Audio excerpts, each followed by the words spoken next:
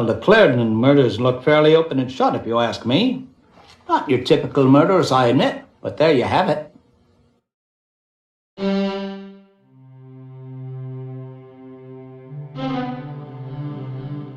The Mesmer-Braid Institute was founded in 1874 as an asylum for the mentally disturbed. Oh, perhaps she's a bit of a loony. Quite so. The institute was named after the 17th century Austrian physician Anton Mesmer, who first discovered a technique whereby he could induce a quiet, trance-like state in patients. Sounds suspiciously like hypnosis. Actually, he called it mesmerism.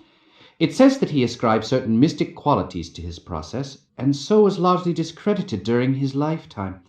In the 1840s, Dr. James Braid, an Englishman, became interested in Mesmer's work, refined the process, and renamed it hypnotism. Right you are, Holmes.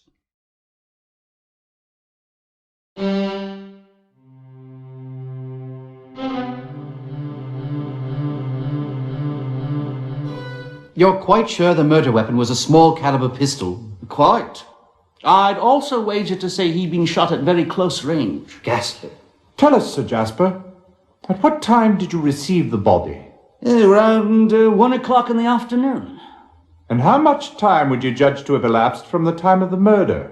Well, it's always difficult to be precise in these matters, but I'd venture to say he'd been dead anywhere from 4 to 10 hours.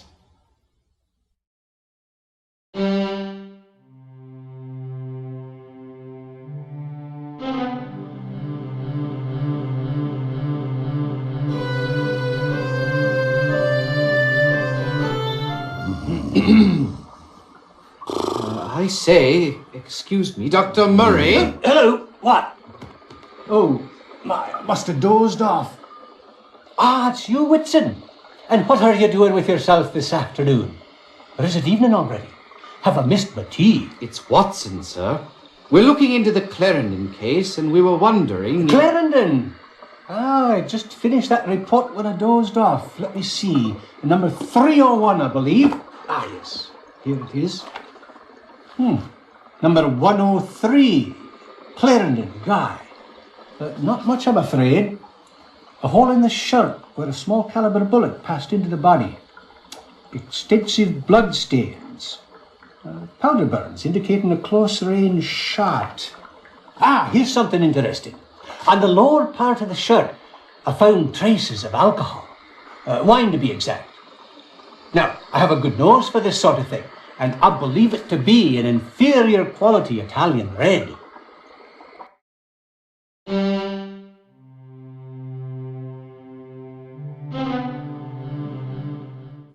Both Loretta Nolan and Guy Clarendon have had several complaints filed against them, although neither of them has ever been arrested. Both have been cited for public drunkenness. Likewise, both have been involved in some unusual pranks, but no one has ever pressed charges.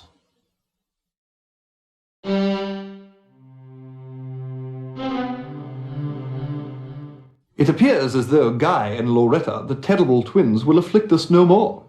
Loretta must be desolate, what with the loss of a kindred spirit and...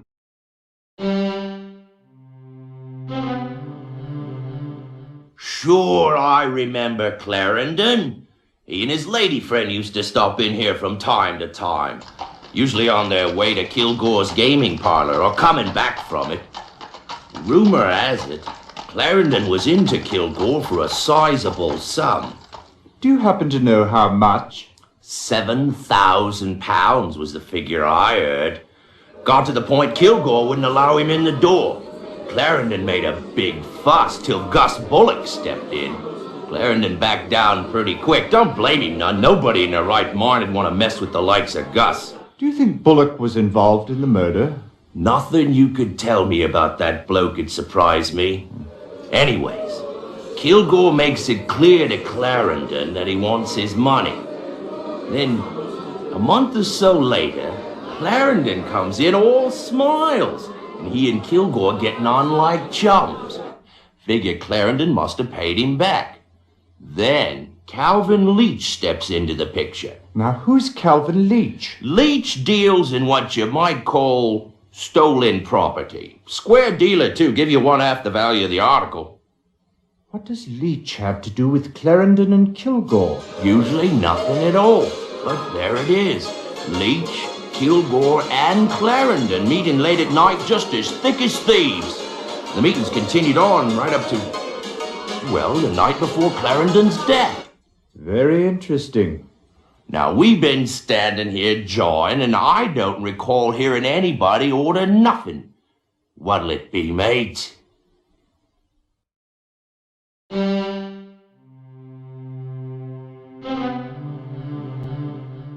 It seems Sir Malcolm left his entire estate to his wife Margaret.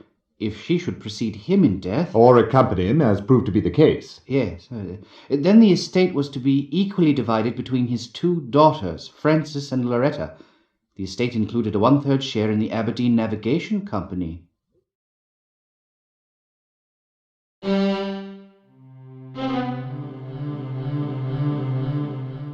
It's...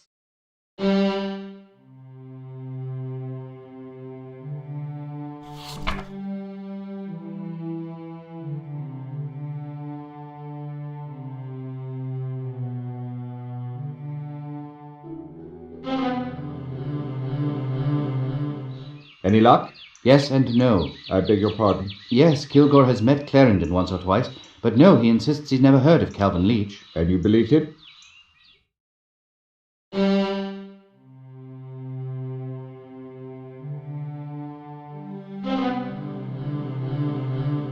What did you learn of Calvin Leach? I think Porky Shinwell said it all. Did you ask Leach about Clarendon? Yes. What did he say, Watson? Oh, yes, of course. He said he'd never heard of him.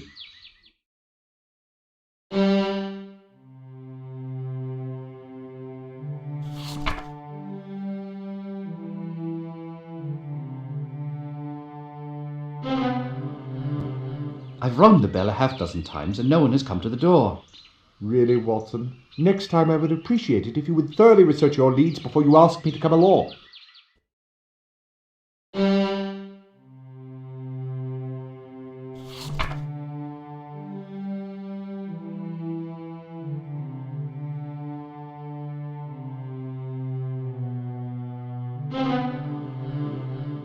Well, the food smelled absolutely wonderful, but no one was able to give any information that may have been useful to solving this case.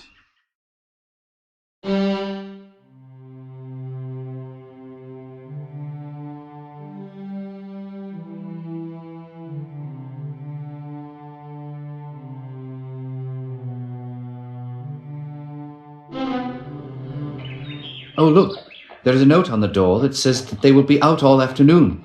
It appears we have wasted our time. Excellent deduction, Watson. You're finally learning.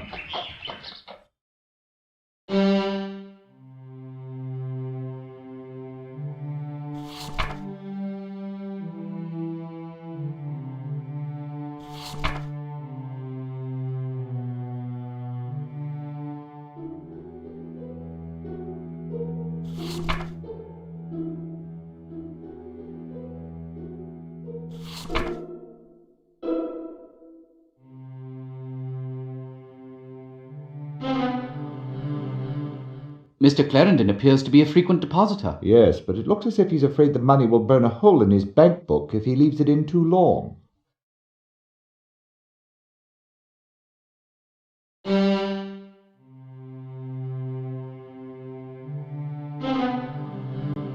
Well, he certainly was a chatty fellow, but I got the distinct feeling that he had no idea why I came to this location.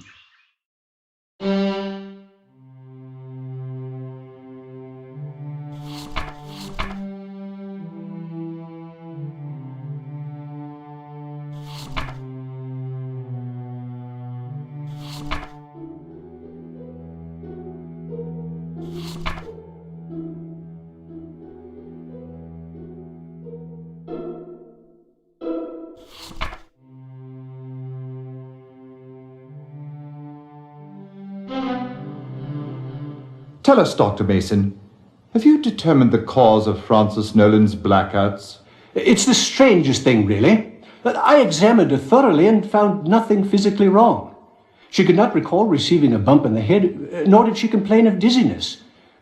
All I could suggest that was perhaps she was overtired and prescribed rest. It remains a complete mystery to me.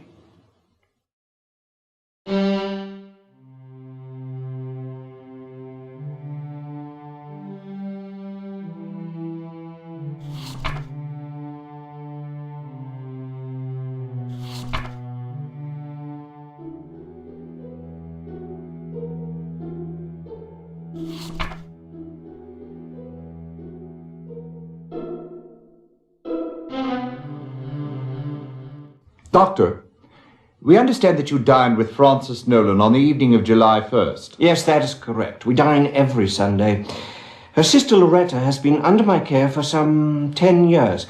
First at the Mesmer Braid Institute and then in private practice. Without breaching physician-patient protocol, would you mind telling us the nature of her illness? She never quite recovered from the overwhelming trauma of watching her parents being blown to bits. I quite understand. As is often the case with young orphans, they tend to create fantasies about their parents. Miss Loretta Nolan truly believes that her father was the King of England, making her a princess. Do you think her unconventional behavior stems from that fantasy? Absolutely. As a princess, she believes she can do no wrong. I must say that she's worlds apart from her sister Frances. Do you know Frances Nolan well? Yes, rather. Through my treatment of her sister, I've known her for years. Let me say that it is difficult to believe that Miss Frances is capable of murder. She has a quiet, unassuming personality. An act of such direct confrontation would not be at all in keeping with her character. Were Loretta and Frances close? I know without a doubt that Miss Frances loves and cares for her sister almost as a parent would a child. Miss Loretta, well, she loves her sister as much as she is capable of love.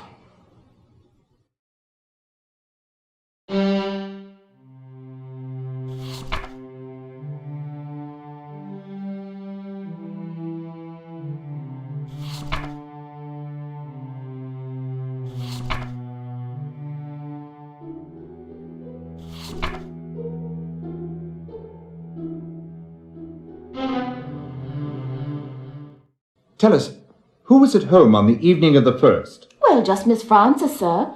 Oh, yes, of course, and Dr. Trevelyan. At what time did the doctor take his leave? Oh, let me think. It must have been 10 o'clock, because that's what time he always leaves. What did Miss Frances do after her guest left? What she does every evening, sir. Well, she asked for a cup of hot cocoa, which I brought her straight away. Then she read for a bit by the fire. Later, when I went up to bed, I passed her room, and the light went out. What time would that have been? Oh, let me see. Oh, I know it was 11:30 because the clock chimed. Then I went to sleep. Later I was awakened in the middle of the night, right in the midst of the most peculiar dream. You see, I was barefoot and trying to buy a pair of shoes As fascinating as all this is, could we get back to what it was that awakened you? Oh, yes, of course. Well, it was something that I heard, or thought I heard. I listened for a bit, but that was the end of it, so I went to sleep again. Later I awoke at 7:30. I always wake up at 7:30, except, of course, on Sundays, when I sleep until 8. As usual, I began to prepare Miss Frances's breakfast. I had no sooner got into the kitchen when I heard the front door open and close. Well, I ran to the front window and peeked out, and there was Miss Frances walking down the street. And why do you deem that so unusual? Well, she never leaves before she's eaten one of my currant buns.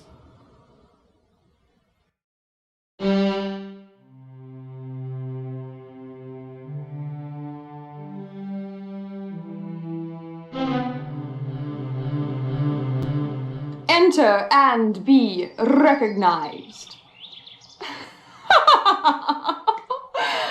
Oh, you don't wish to play Her Majesty, eh?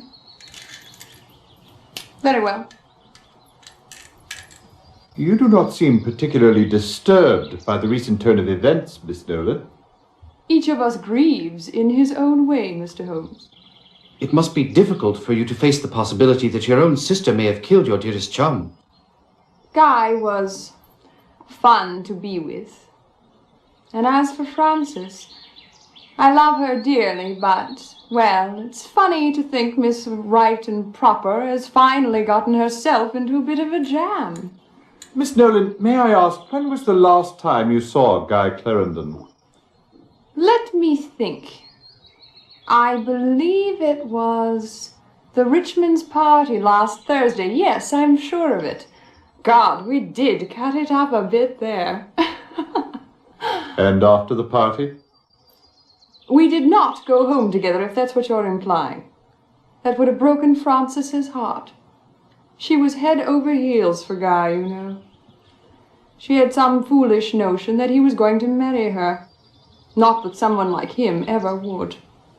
But I do recall her saying, and it might have been the night of his death, that she was going to have a talk with him about their future.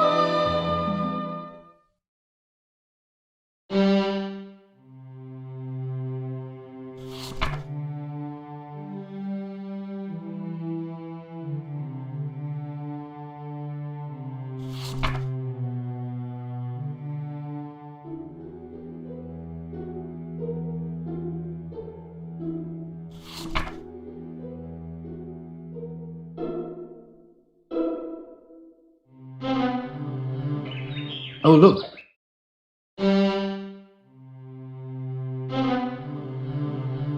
Their father, Sir Malcolm, left them each a 1/6 share. Several years ago, as soon as she came of age, Miss Loretta divested herself of her stock.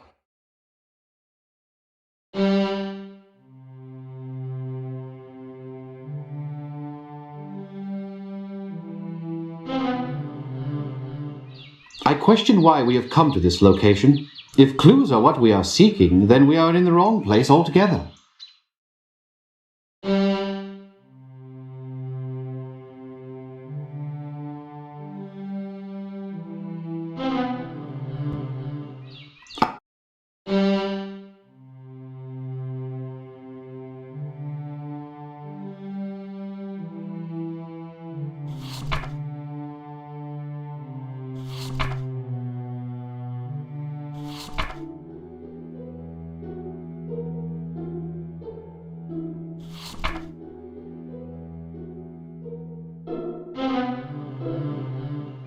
I question...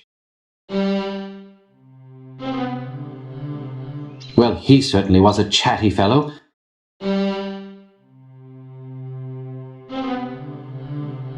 I've rung the bell a half-dozen times and no one...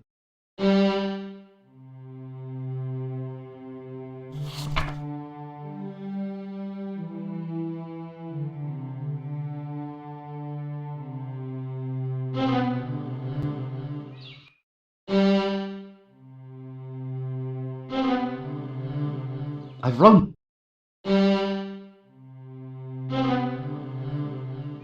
I question...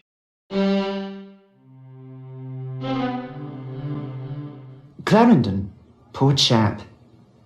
He arrived on the 29th day of May and was given a front room on the 3rd floor. 2 days later, he asked to be moved to suite 205. To your knowledge, did he have any visitors? Only 2 that I'm aware of. One was a most disagreeable fellow. He was rather large, had a thick walrus moustache, and a very prominent scar down his cheek. He arrived on the 1st of June, the very day of Mr. Clarendon's move. He simply came in, sat down in the lobby, and waited. 20 minutes or so later, Mr. Clarendon came down from his room. The big man yanked him aside. I was about to send for a bobby when Mr. Clarendon signed me that all was well. After a few minutes, they left together. I never saw the man again. His other visitor, who came by quite frequently, was a most striking woman. She was quite fashionably dressed. She had a most distinctive laugh, very full and deep. I've no idea who she was. Please, tell us about the morning of July 2nd. It was about 9 o'clock when a woman entered. She was rather plain-looking, and I wouldn't have noticed her, except for the fact that she came in the front door, looking neither left nor right, and proceeded directly up the staircase. It couldn't have been more than 30 seconds later when I heard a bang, followed by a woman's scream. I dashed upstairs to the 2nd floor. The door to room 205 was open. Inside, I found the body of Mr. Clarendon and the woman who'd just come up. She was lying in a swoon in the centre of the room with a pistol in her hand. I revived her with some whiskey. When she came to, she was totally disoriented. She had no idea where she was or what she'd done. When she saw Clarendon's body, she let out a shriek and dropped the pistol. I summoned the police. Tell me, at what hour are the hotel's front doors locked? 10 o'clock, sir. Anyone who arrives after that has to be let in by the night staff. Of course, Mr. Clarendon was never one of those. He was always in his room before 10. May we see his room?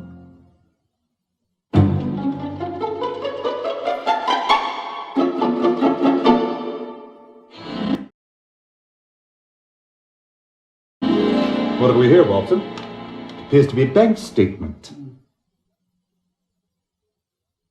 Look here, Holmes. It appears that the maid missed a spot in her sweeping. Good thing she did, Watson. You're staring at evidence. Blood. What's this stain here? Smells like a fine sherry. Looks like someone's been celebrating. The question is, was it with the body or over it? Nothing much here. Couple of shirts and 3 pair of shoes. But what you failed to notice, my dear Watson, is that one of the pairs of shoes is canvas and has been dyed black. Interesting. A sweater and trousers. An ensemble in black. Not much of a view. All I can see is a brick wall of the building across the alley.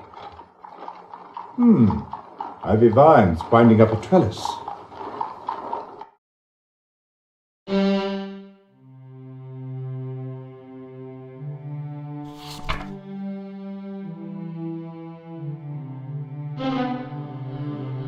Well, he...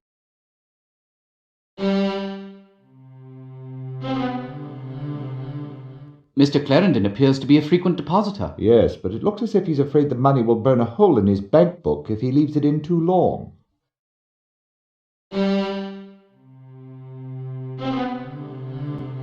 Well, he's...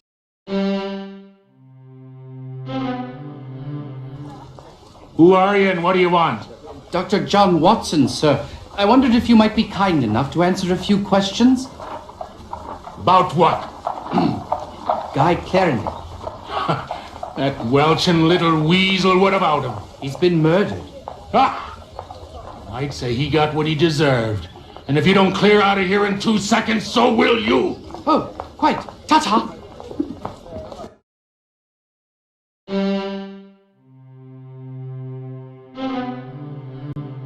I've rung the bell a half dozen.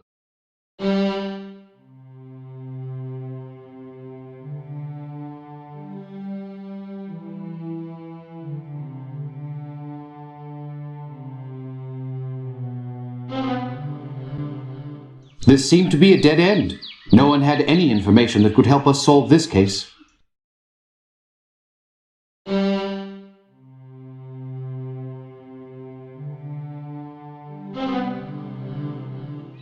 I question why we have come to this location. If clues are what we are seeking, then we are in the wrong place.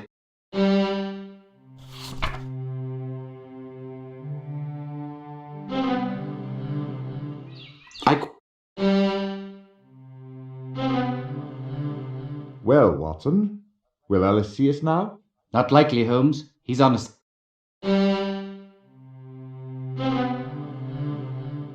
Well, the Clarendon murders look fairly open and shut, if you ask me.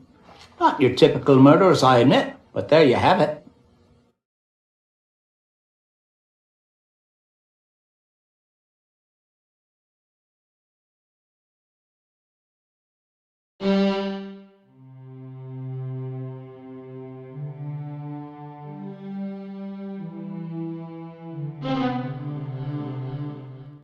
Tell us, who was at home on the evening of the 1st? Well, just Miss Frances, sir.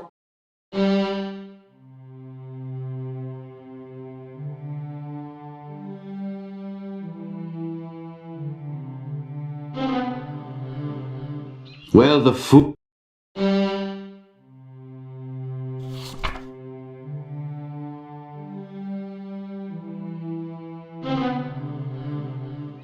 I question...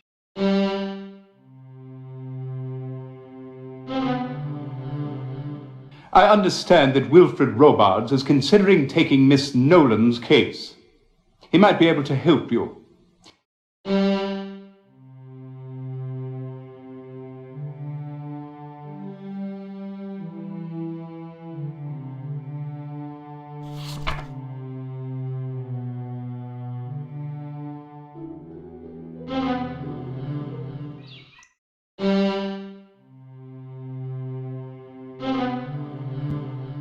This...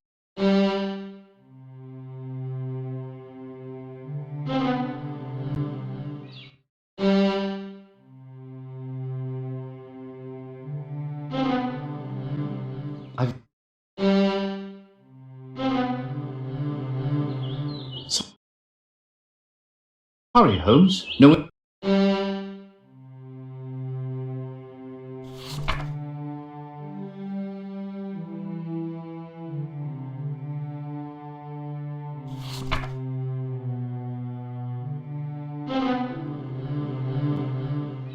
I quit.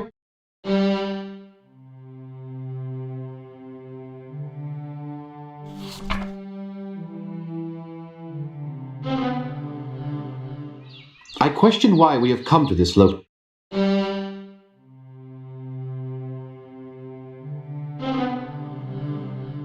This is a difficult thing for a man to say about his only son. But Guy was a wastrel and a ne'er-do-well. Only a short month or so ago, I gave him £5,000 and told him that was the last he'd see of my money.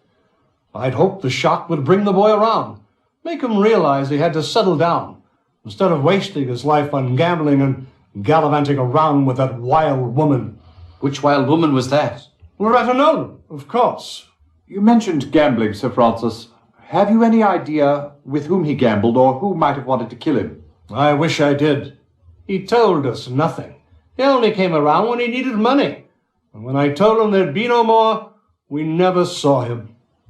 Just about broke his mother's heart. There, Gertie. We still have one another.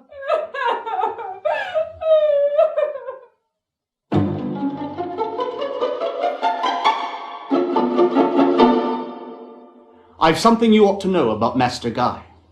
One morning, rather early, about 4 or 5 weeks ago, I heard a terrible clatter downstairs, so I came down to investigate. It was Master Guy just coming home. He was in a terrible state, all battered and bruised, with a fresh cut on his forehead. I asked him who did it to him, and he wouldn't say. I think he was afraid for his life.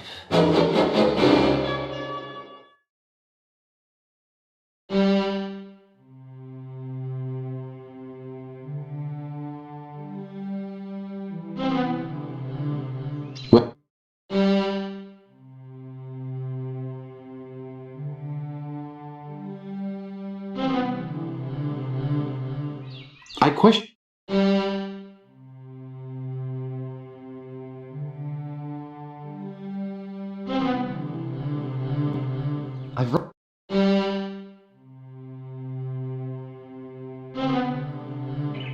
Oh, look.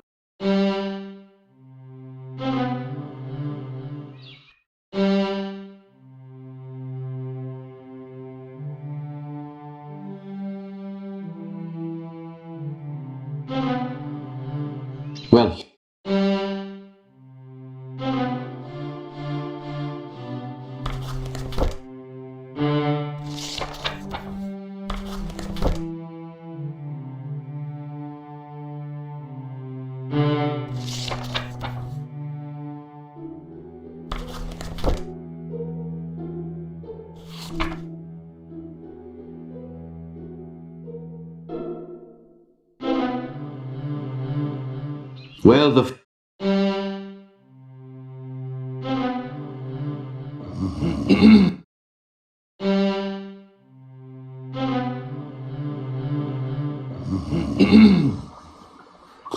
I say, excuse me, Dr. Murray. Hello, what? Oh, I must have dozed off. Ah, it's you, Whitson. And what are you doing with yourself this afternoon? Or is it evening already? Have I missed my tea? It's Watson, sir. We're looking into the Clarendon case, and we were wondering... Clarendon! Ah, I just finished that report when I dozed off. Let me see. Number 301, I believe. Ah, yes. Here it is. Number 103. Clarendon, Guy. Not much, I'm afraid. A hole in the shirt where a small caliber bullet passed into the body. Extensive blood stains. Powder burns indicating a close-range shot. Ah, here's something interesting. On the lower part of the shirt, I found traces of alcohol.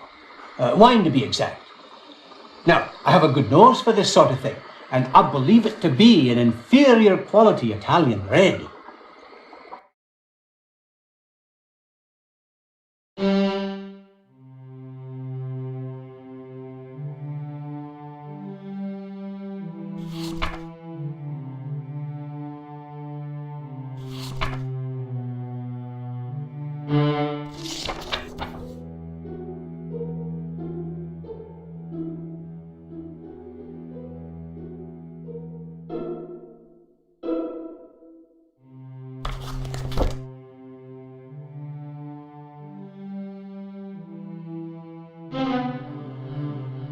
This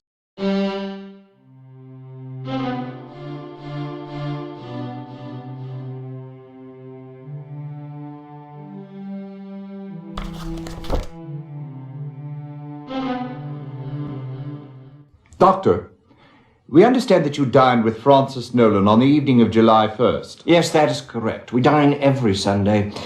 Her sister Loretta has been under my care for some 10 years. First at the Mesmer Braid Institute and then in private practice. Without breaching physician-patient protocol, would you mind telling us the nature of her illness? She never quite recovered from the overwhelming trauma of watching her parents being blown to bits. I quite understand. As is often the case with young orphans, they tend to create fantasies about their parents. Miss Loretta Nolan truly believes that her father was the King of England.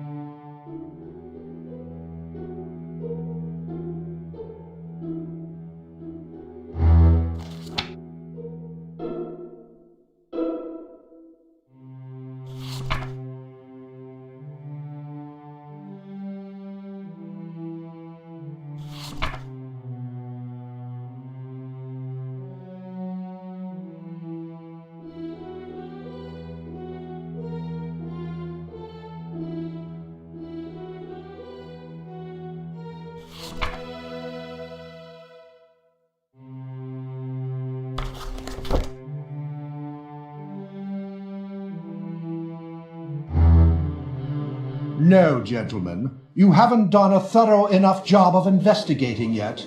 Do continue your sleuthing.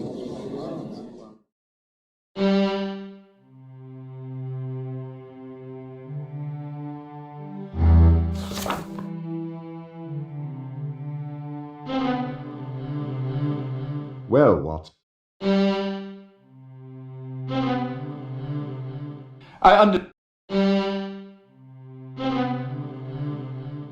Well, the Clarendon murder...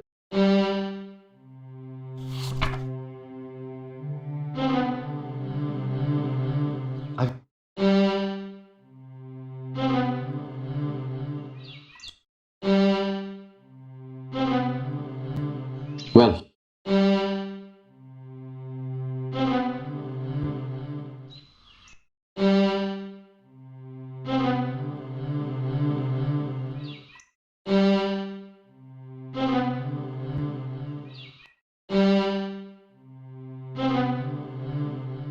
this...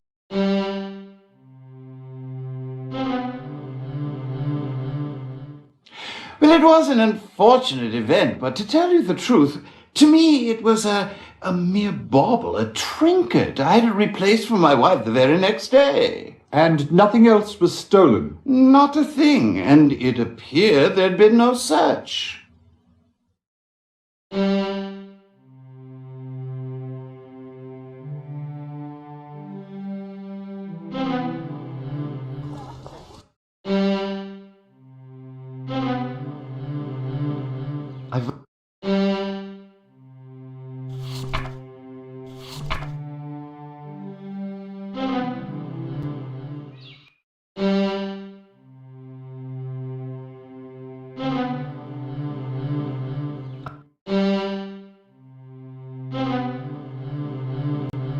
Well,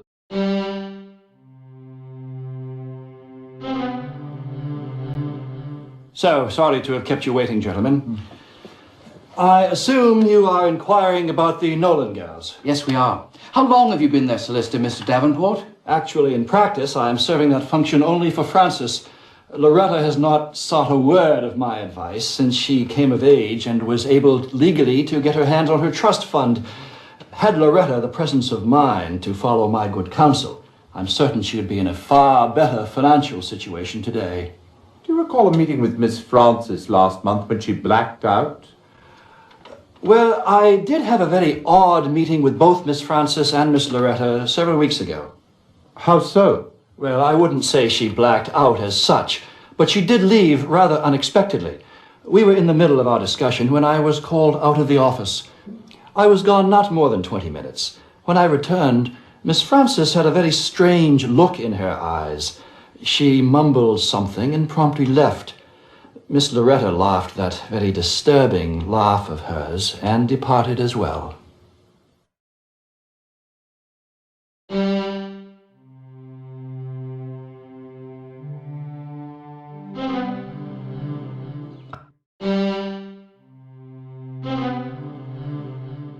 My husband, God rest his soul, gave me that necklace for our 50th wedding anniversary. And woe betide the blighter that took it, I say. I can certainly understand your consternation, madam. May I assume that you were out the evening it was taken? Oh, yes, the house was completely empty.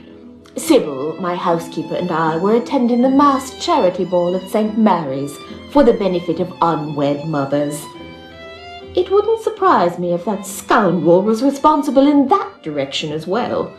Society burglar, indeed. He's of the lower classes, mark my words. Do you keep your jewels locked up? Oh, I keep them in a very secret place. A box made to look like a copy of Great Expectations on the bookshelf amidst the other books. Hiram, my late husband, thought of that. But the thief went right to it.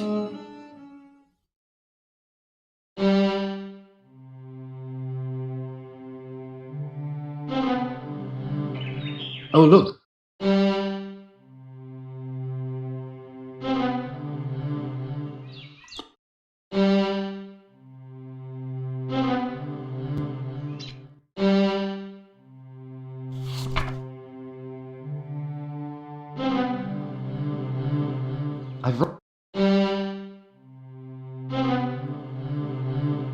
Well, Watson.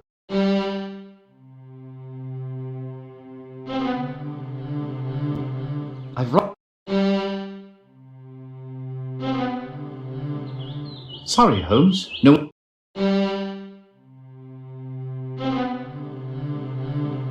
Well.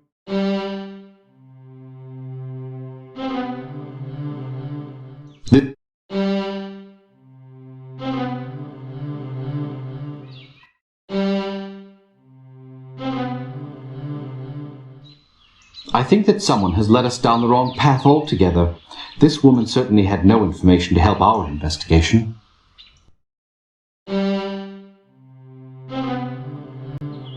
Sorry.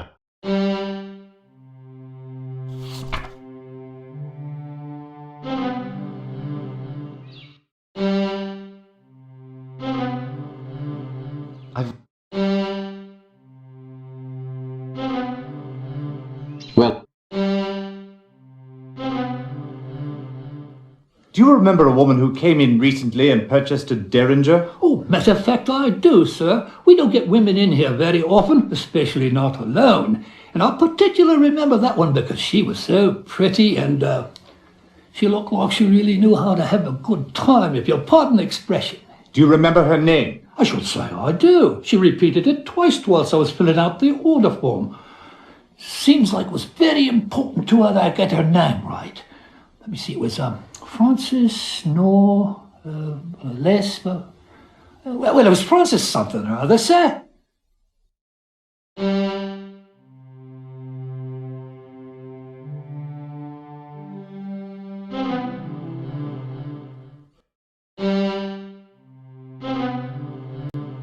I've rung them. I understand that Wilfred Robards is considering...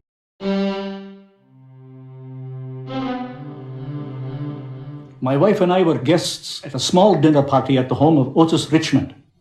We arrived home sometime after midnight, and as my wife was putting away her finery, she noticed the bracelet was missing from the jewellery box, and we summoned the police immediately. The servants were questioned? Oh, they've all been with us for a number of years, and I haven't the slightest suspicion about them. But yes, the police did question them thoroughly. All were in bed asleep by the time we arrived home, and none heard anything untoward.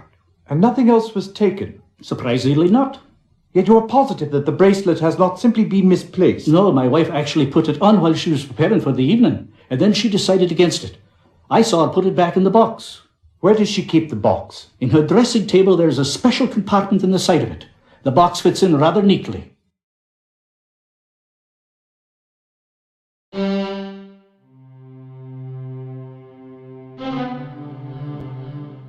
Well, the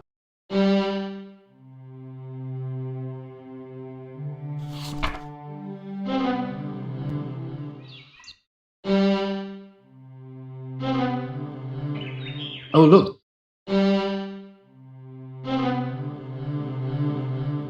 Well,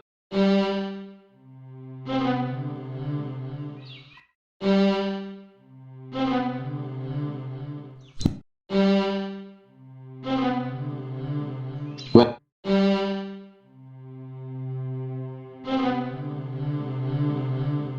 well, the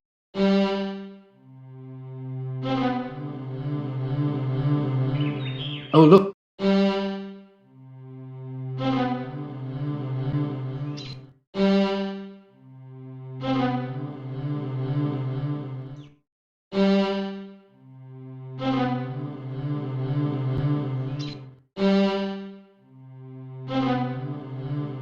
well,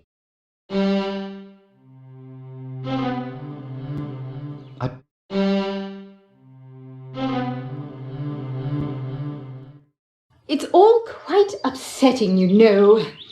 The pendant belonged to my great-great-grandmother, and I was hoping to pass it on to my daughter. And now it's gone. There, Mrs. Judd, you mustn't worry. With Holmes and I on the case, we're sure to recover your pendant. By the way, where did you keep it when you weren't wearing it? In the toe of my old black button-ups, and I don't recall ever having mentioned that to anyone. Or at least I don't think I did.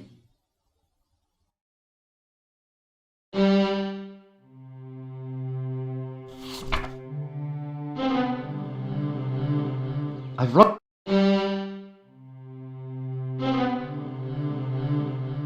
this se-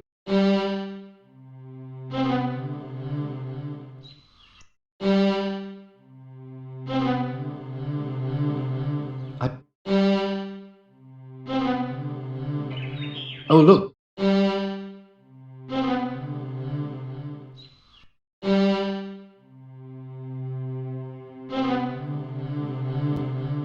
What did...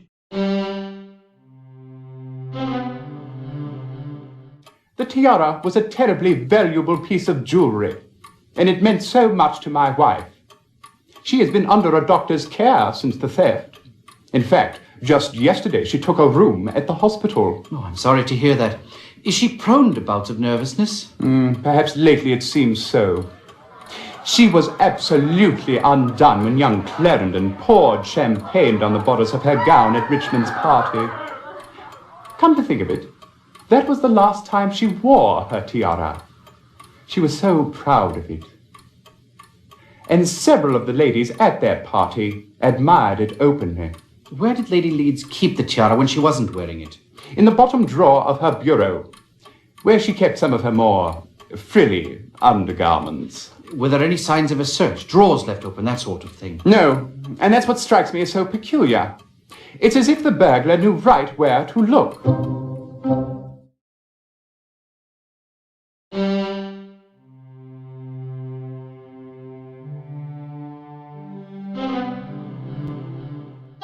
We were at a reception at Buckingham Palace for the new head of the China delegation.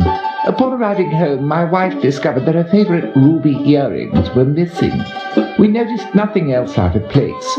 No sign of a search, that is. And none of the servants had heard anything suspicious.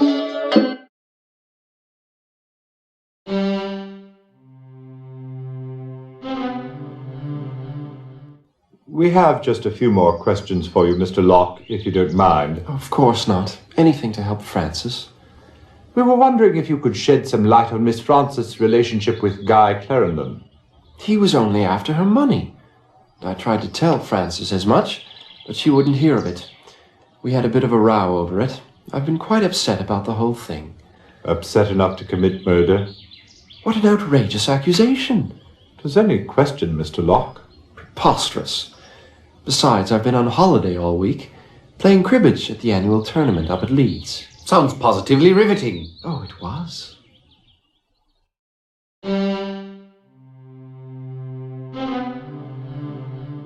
The Mesmer Braid Institute was founded in 1870. Well, he...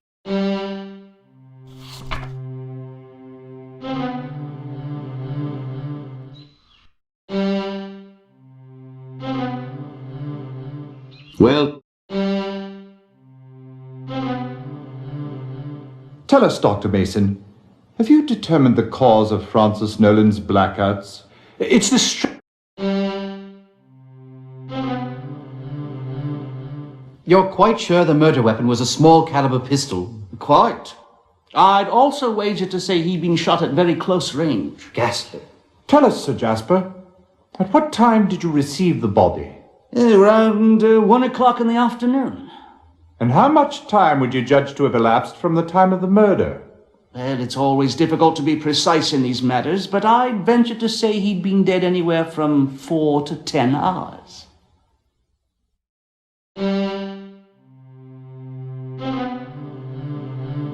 Well...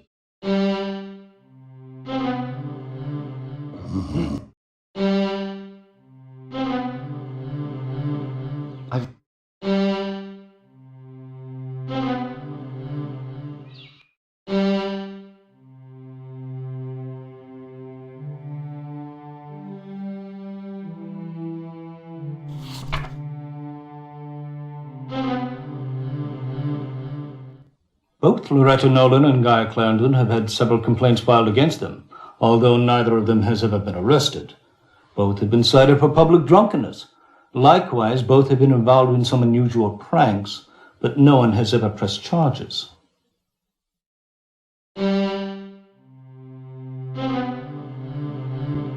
I've rung the bell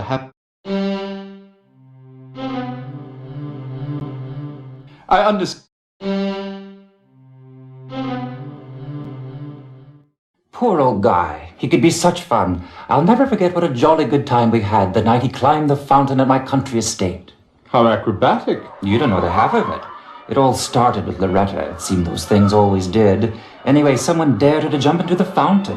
It being March and quite chilly, no one actually thought she would. She did them on better. She jumped straight in and swam to the center, where I have this absolutely dreadful sculpture with a lot of fat water nymphs. It rises some 20 or 30 feet in the air. She climbed it, though. The woman must be part monkey. Then she dove in. After that, it seemed to be the thing to do, so everybody took the plunge. Guy was the only other one who actually climbed to the top of the fountain, though. By the end of the weekend, half my guests came down with sneezes. Loretta caught pneumonia.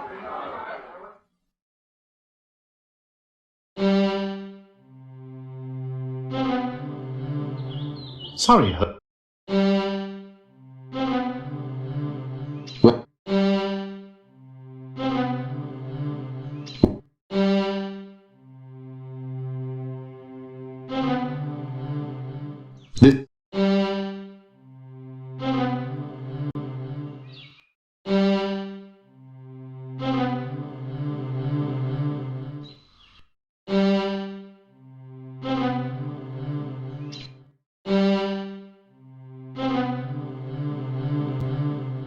It appears...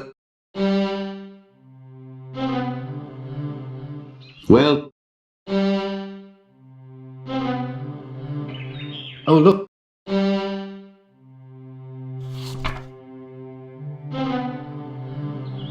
Sorry. Well...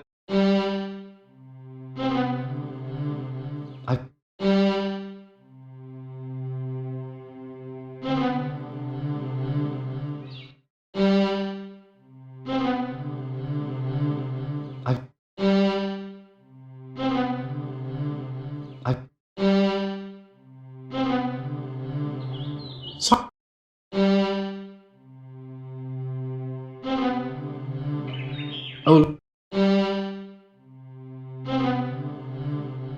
Sure.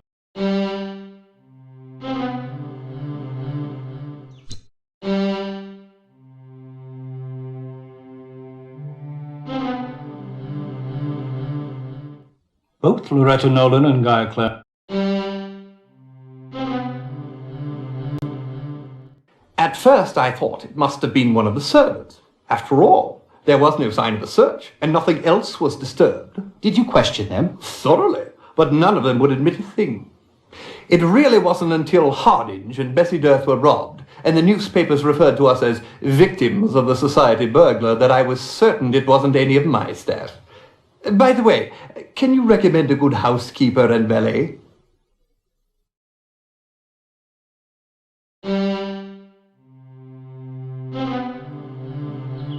Sorry, Holmes. No information here.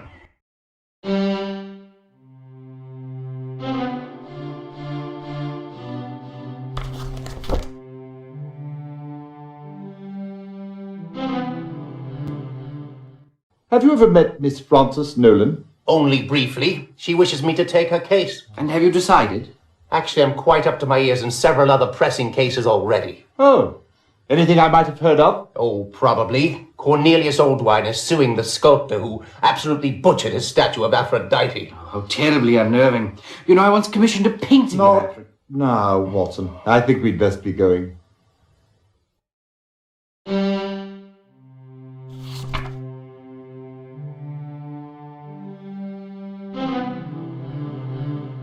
Sure.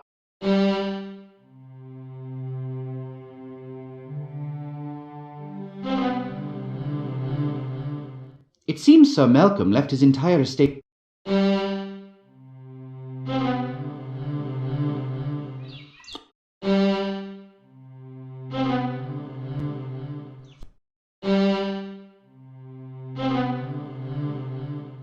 Doctor.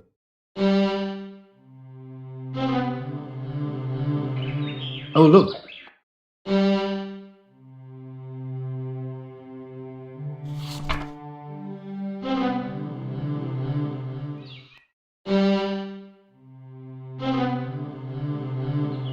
Sorry. Well. Oh.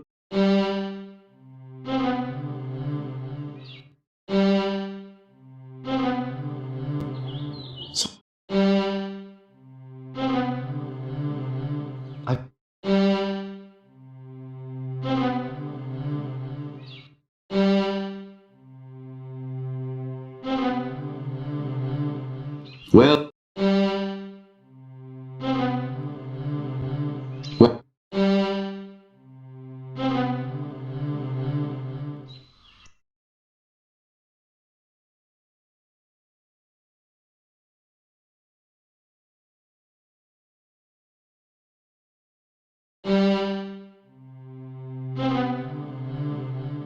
This seemed to be a dead end. No.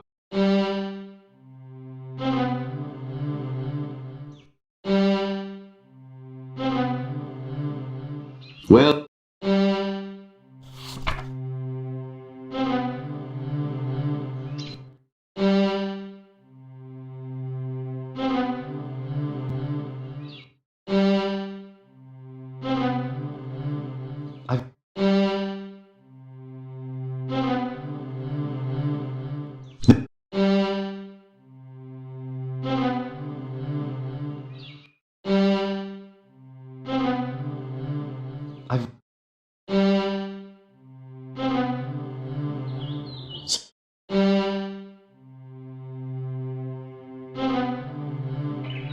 Oh, look.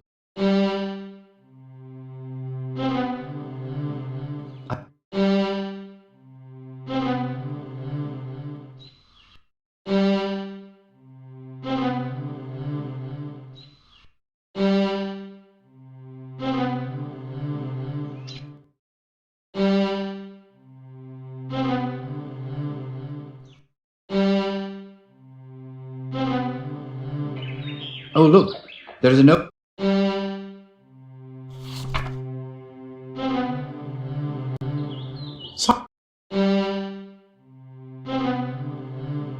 I've rung.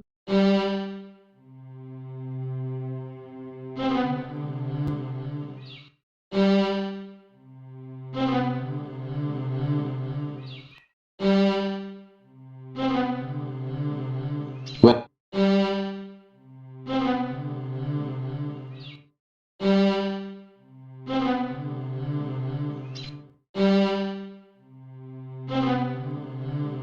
I've...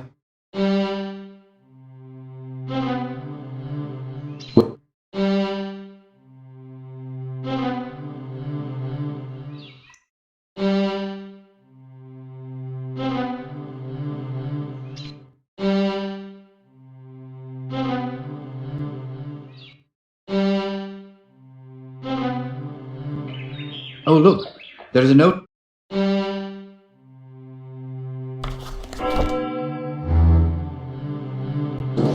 Hear ye, hear ye.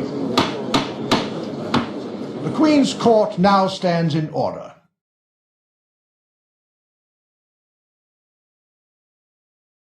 Mr. Holmes, I understand you've been looking into the murder of Guy Clarendon. That is correct, my lord. Would you be so kind as to tell the court who killed Mr. Clarendon? Certainly, my lord.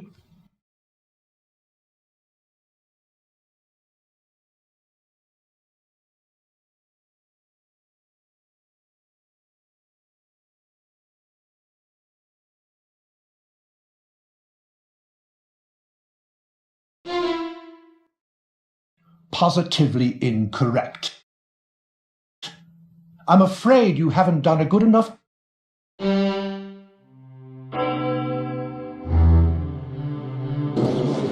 ye, hear ye. Mr. Holmes, I understand you've been looking into the murder of Guy Clarendon. That is correct, my lord. Would you be so kind as to tell the court who killed Mr. Clarendon? Certainly, my lord. I see. And what was Loretta Nolan's motive for killing Mr. Clarendon?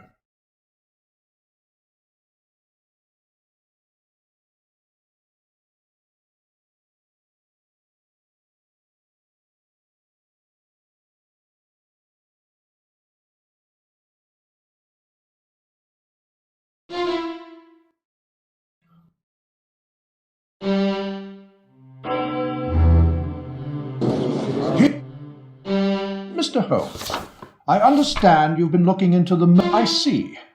And...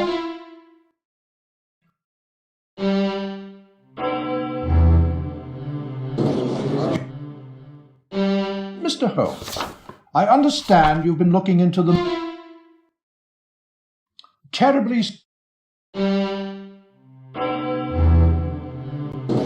Here... Mr. Holmes, I understand you've been looking... I see. And what was... Terribly...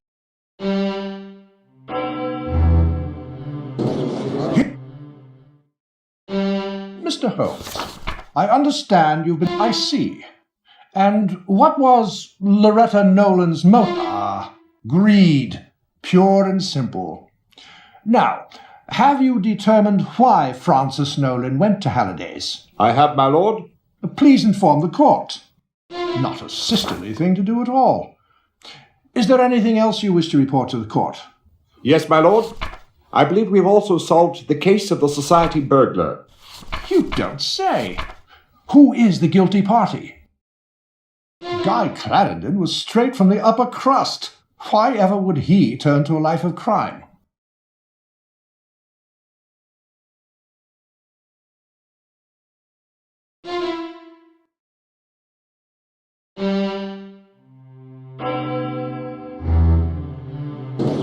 Here, Mr. Holmes, I understand you've been looking into the murder of Guy Clarendon. That is correct, my lord. I see. And what... Ah, greed. Pure and simple. Not a sisterly thing to do at all. Is there anything else you wish to report to the court? Guy Clarendon was straight from the upper crust. Why ever would he turn to a life of crime?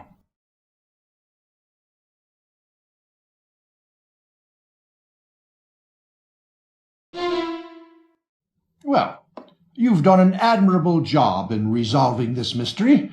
I'd say you're on a par with just about any other armchair detective out there. I would suggest, however, that you rethink this case again, thereby improving your sleuthing skills. My word, dear Holmes, perhaps we are in the wrong business altogether. I think I will ring up the university immediately and see if we might enroll in a detective course.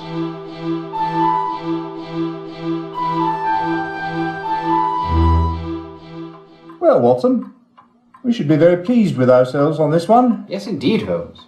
2 cases solved for Scotland Yard, though I doubt that Lestrade will consider himself in our debt. 2? Yes, indeed. First, the society burglar.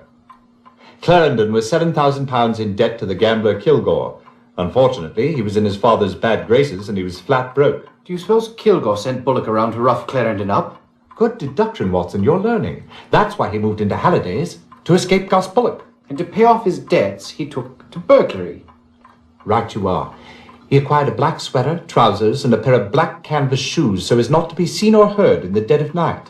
He chose victims of his own class, whose social comings and goings he knew well, and whose homes he'd visited often. I still don't understand why, after he'd settled in at Halliday's, he changed rooms. Elementary, my dear Watson. To be at the back of the hotel with a vine-covered trellis conveniently leading in and out of his bedroom window. Quite so. Positively clever of you. May I continue? Oh, please do. On the 1st of June, Bullock tracked Clarendon down and confronted him in the lobby. Clarendon paid him the £5,000 that was given to him by his father. But he still owed Kilgore £2,000. And that was the same evening the society burglar struck for the first time. So pleased you've been paying attention, Watson. Soon after that, Clarendon, Kilgore, and Calvin Leach, a known trafficker in stolen goods, were seen together.